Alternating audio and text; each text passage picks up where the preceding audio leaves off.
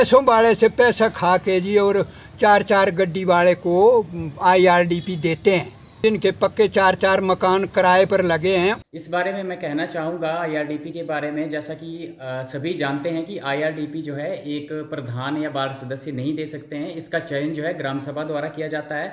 केवल मात्र जो है अध्यक्षता इसकी प्रधान करता है, और जो IRDP का चयन कांट छांट जो होती है वो ग्राम सभा द्वारा की जाती है। और हाल ही में पीछे हमारी ग्राम सभा हुई थी, जिसमें कुछ IRDP कटे भी हैं और कईयों को लगे भी हैं। तो इस तरह से तो कोई भी ऐसा मामला नहीं है जिसमें कि किसी ऐसे व्यक्ति को, अपात्र व्यक्ति को IRDP लगाया गया हो।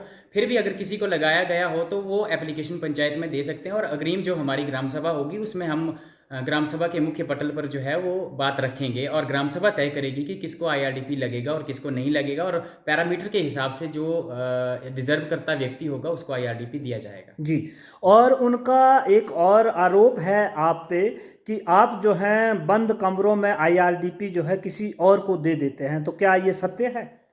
जी देखिए, पहले भी मैं ये स्पष्ट कर चुका हूँ कि जो IRDP है वो ग्राम सभा तय करती है, और पिछली बार भी अभी 16 तारीख को हमारी ग्राम सभा हुई थी, जिसमें यहाँ पे वीडियोग्राफी सारा कुछ हमारा यहाँ पे रिकॉर्ड होता है, कैमरे लगे हुए हैं, जिसका वीडियो रिकॉर्ड अगर आप लेना चाहें तो मैं इसके बाद भी आपको उपलब्ध करवा दूंगा वीडियो, जिसमें कि ग्राम सभा ने ये चीज़ तय करी हुई है कि किसको IRDP लगा था उस ग्राम सभा में और किसका काटा गया था। वो हमारा कार्रवाई रजिस्टर में लोगों के सिग्नेचर होते हैं जो भी लोग आते हैं, और इसकी वीडियो भी हमारे पास बनी हुई है। इसके बाद आप अगर लेना चाहें तो वो भी हमसे प्राप्त कर सकते हैं।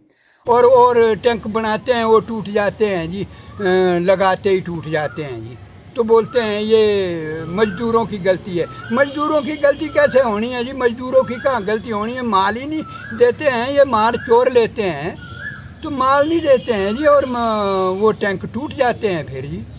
ऐसा हालात है जी हमारी। टैंक जो है स्वीकृत हुआ था, कार्यादेश उसके हुए थे, और हम जो हैं किसी सरकारी ज़मीन पर जो है निर्माण नहीं करवा सकते हैं, तो इसके लिए हमें किसी की जगह चाहिए होती है। तो सोबिया राम जी ने हमारे पास वो जब आए तो उन्होंने अपना एक प्रस्ताव हमारे पास रखा कि भाई ये टैंक जो है मेरी ज़मीन में बनाया जाए, और ताकि मैं अगर टैंक अगर मेरी ज़मीन में बनता है तो उसका कार्य भी मैं स्वयं करवाऊँगा।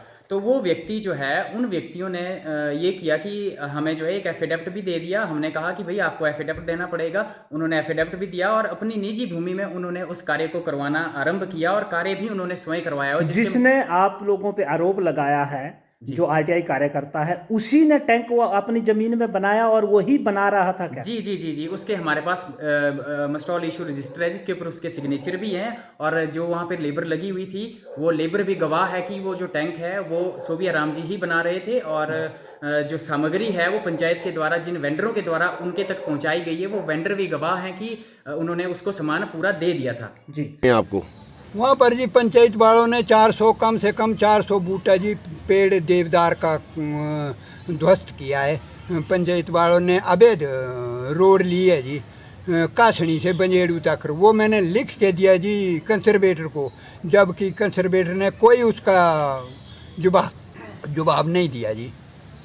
तो फिर जी मैंने पंचायत प्रतिनिधि जो हैं जी वो जी गरीबों का काटते हैं।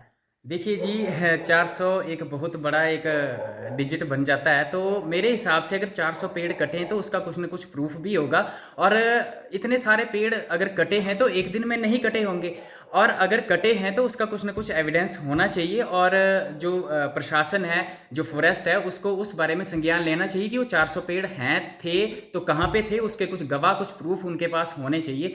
तो ये भी बेबुनियादी एक आरोप जो है लगाया गया है। जी।